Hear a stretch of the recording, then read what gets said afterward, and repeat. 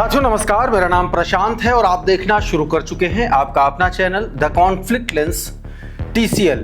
देखिए, अमेरिका से जुड़ी एक बहुत बड़ी खबर है। खबर यह है कि अमेरिकी सैनिकों को IRGC ने दौड़ा दौड़ा करके मारा है और न सिर्फ मार के गिरफ्तार किया है बल्कि कईयों को तो मौत के घाट भी उतार दिया है। अब यह बात मैं क्यों कह रहा हूं? क्योंकि एक दावा किया जा रहा है ईरान की न्यूक्लियर फैसिलिटी पर उतर करके उसको डिस्ट्रॉय करने का अमेरिका के सैनिकों के द्वारा, लेकिन यह दांव पड़ गया उल्टा। अभी मैं पूरी खबर आपको बताऊंगा कि अली लारिजानी के दावे से अमेरिका में क्यों हड़कंप मचा हुआ है, उस दावे की बात बताऊंगा। और इसके अलावा एक बड़ा हमला किया है ईरान ने, तेल अवीव समेत कई शहरों पर उस हमले की ताजा तस्वीरें भी आपको दिखलाने की कोशिश करूंगा। CNN ने क्या कुछ कहा है और अपनी नई मिसाइल का इस्तेमाल शुरू कर चुका है ईरान, ऐसी भी खबरें आ रही हैं। सेजल से वो अब हमला करना शुरू कर चुका है। इस तरीके की खबरें और कैसे इजराइल की ही अपने ही देश की पोल खोल रहे हैं, उसका एक वीडियो निकल के सामने आया, वो तस्वीरें और इसके अलावा और भी बहुत सारी खबरें हैं, सब कुछ बताऊंगा, दिखाऊंगा। लेकिन सबसे पहले आपको एक तस्वीर दिखाना चाह रहा हूं। यह खबर जरा देखिए, द मिडिल ईस्ट की खबर।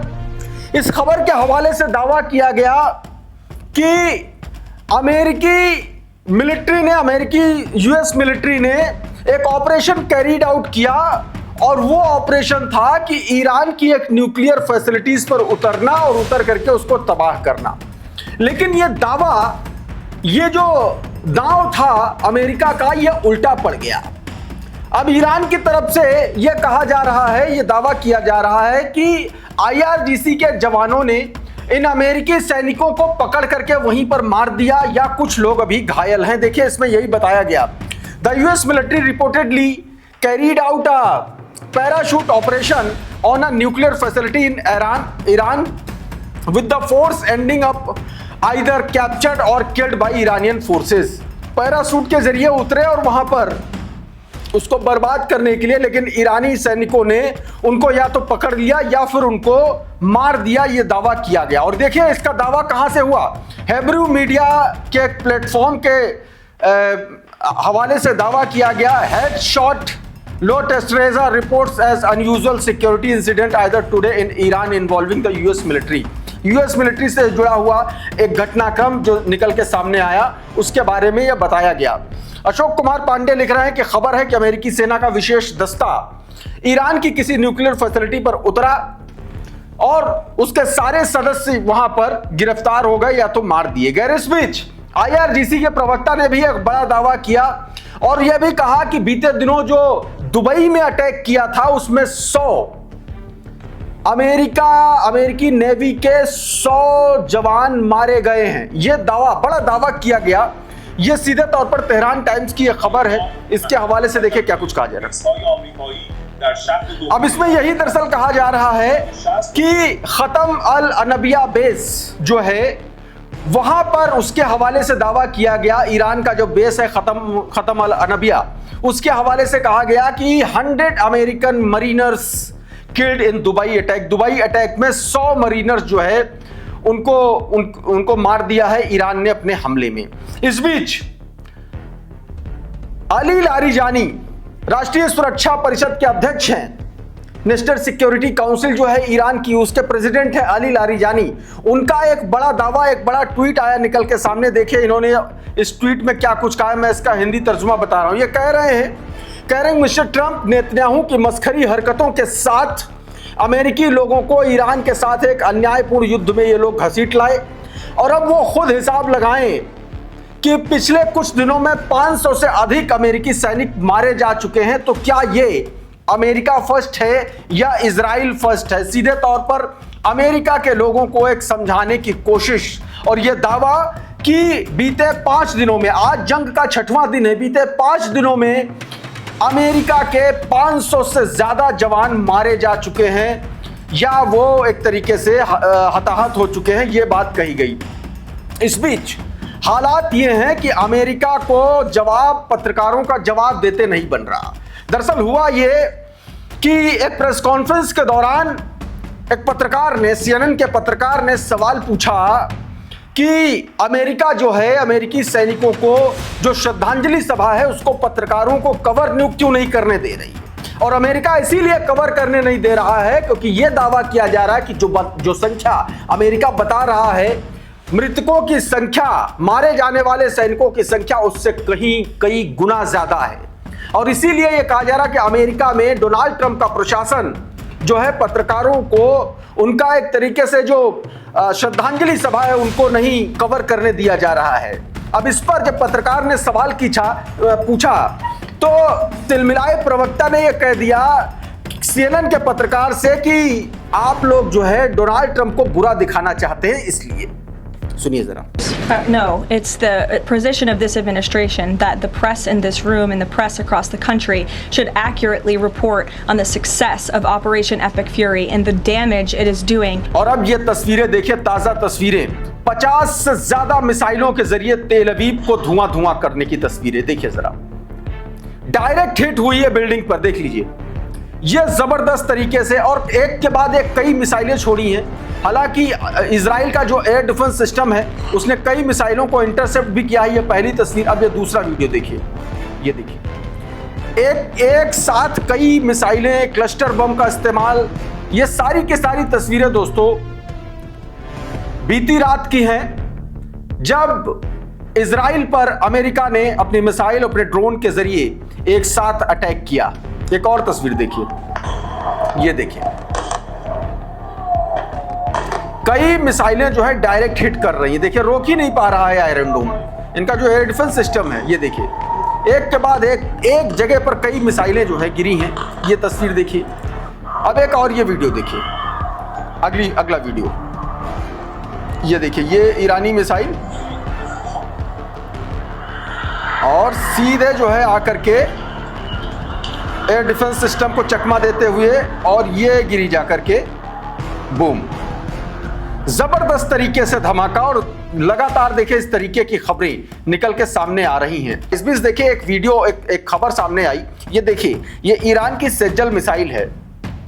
सेज्जल मिसाइल ईरान के सबसे घातक हथियारों में से एक मानी जाती है, और ये वो मिसाइल है जिसमें यह कहा जा रहा है कि ईरान ने अब जो है अपनी सेज्जल मिसाइल को भी, सज्जील मिसाइल को भी माफ कीजिएगा, तैनात कर दिया गया है। उन्होंने कहा कि IRGC के हवाले से दावा कहा गया कि हमने एक नई टेक्नोलॉजी वाली सेज्जल मिसाइल तैनात की है जो अपने लक्ष्यों को सफलतापूर्वक भेद रही है। इजराइल की हवाई रक्षा प्रणाली यानी कि जो एयर डिफेंस सिस्टम है और हिजबुल्लाह और इराकी इस्लामिक रेजिस्टेंस के सहयोग से एक तरीके से ये कहा गया कि हमारे हमलों को रोकने में सक्षम है। देखिए बीती रात एक तरीके से 3 तरफा हमला किया इजराइल पर ईरान ने।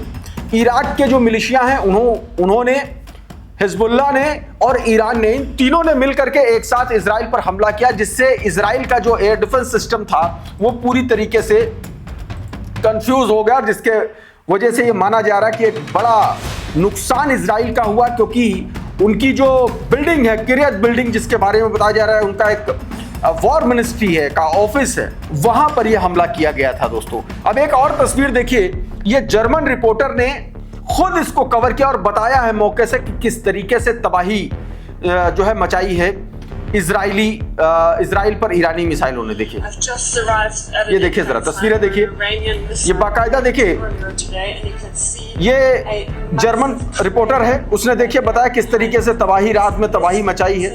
इन तस्वीरों में यही चीजें बताने की कोशिश की गई। अब एक और तस्वीरें देखिए, हमले के बाद की तस्वीरें, इजराइल में क्या हालात है ये देखिए। ये हमले के बाद की तस्वीरें देखिए जरा, पूरी की पूरी इमारत जो है खंडहर में तब्दील हो चुकी है। और ये हमले के जज्बात, ये गड्ढा देखिए कितना बड़ा गड्ढा हो गया है मिसाइल हमलों से। ये देखिए, ये देखिए सीधा अटैक किया जा रहा है, सीधा अटैक। ये देखिए, ये हमले के बाद की तस्वीरें। तेल अवीव की एक और तस्वीर देखिए, यहाँ पर सड़कों का हाल देखिए, बुरा हाल है। देखिए रात भर बहुत जबरदस्त तरीके से हमला किया। अच्छा, इस बीच अमेरिका को एक और झटका देने वाली बात है। ब्रिटेन से खबर आ रही है कि ब्रिटेन के मिनिस्ट्री ऑफ डिफेंस ने स्पष्ट कर दिया है कि जो साइप्रस में ब्रिटिश बेस पर शहीद 136 जैसी मिसाइल से ईरान पर हमला किया गया, वो दरअसल ईरान ने नहीं किया था, वो कोई और मिसाइल थी और कहीं और से हमला किया गया। दावा किया गया कि सऊदी अरब की रिफाइनरी और दुबई में अमेरिकी काउंसलेट पर जो भी हमला किया गया वो कथित तौर पर इजराइल की जासूसी एजेंसी की भूमिका इस हमले में निकल के सामने आ रही है। दावा यह भी किया जा रहा है दोस्तों कि इसमें इजराइल जो है वो चाह रहा है कि बाकी के मिडिल ईस्ट के जो देश हैं वो ईरान के खिलाफ लामबंद हो, और इसीलिए यह भी दावा किया जा रहा है कि इजराइल ने ही अपने सहयोगियों पर हमला करवाया और ताकि ईरान के खिलाफ और ताकत जुटाई जा सके। बाकायदा इसके बारे में ये वीडियो छोटा सा छोड़िए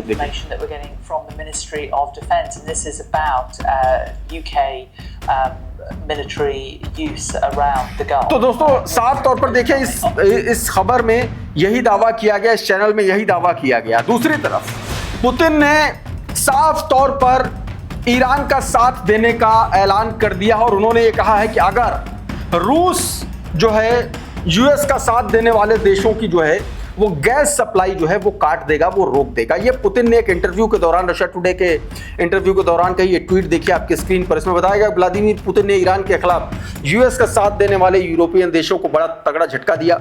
उन्होंने कहा कि इन देशों की जो है गैस सप्लाई रोक देंगे, कटौती तब तक जारी रहेगी जब तक यूरोपीय देश ईरान के खिलाफ यूएस का साथ देना बंद नहीं कर देते हैं। इस बीच एक और खबर देखिए, ये वॉशिंगटन पोस्ट के हवाले से खबर, ये करंट रिपोर्ट का ट्वीट है। देखिए इसमें क्या बताया गया। ये दरअसल अमेरिका और इजराइल की स्ट्रेटेजी को उजागर करता है कि किस तरीके से जो है ये दोनों ही देश ईरान के खिलाफ लड़ाई लड़ रहे हैं। इसमें बताया गया कि ईरान के भूमिगत मिसाइल शहर, जो मिसाइल सिटीज हैं, जो अंडरग्राउंड मिसाइल सिटीज हैं, उन पर अमेरिका और इजराइल का निशाना है, उन पर अटैक करने की कोशिश कर रहे हैं। लड़ाकू विमान और ड्रोन उनके मिसाइल लॉन्चर्स को नष्ट कर रहे हैं। जैसे ही वो सुरंग से बाहर निकलते हैं वैसे ही उनको नष्ट करने की कोशिश ये लोग कर रहे हैं। ये भी बताया गया कि बंकर बस्टर बमों से सुरंगों के प्रवेश द्वार पर और सतह पर मौजूद सैन्य ढांचे को भी निशाना बनाया जा रहा है, ये भी बताया गया। अमेरिकी कमांडर्स का दावा है कि सैकड़ों मिसाइलें, लॉन्चर और ड्रोन अब तक ईरान के नष्ट किए जा चुके हैं। यह भी बताया गया कि 4 दिन में ईरान की मिसाइल लॉन्चिंग लगभग 86% तक घट गई। हालांकि ये सिर्फ दावे हैं, क्योंकि कहा तो यह भी जा रहा है कि ईरान ने अपना असली हथियारों का जखीरा अभी इंट्रोड्यूस ही नहीं किया है।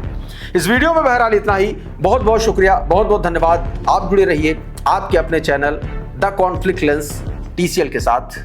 नमस्कार।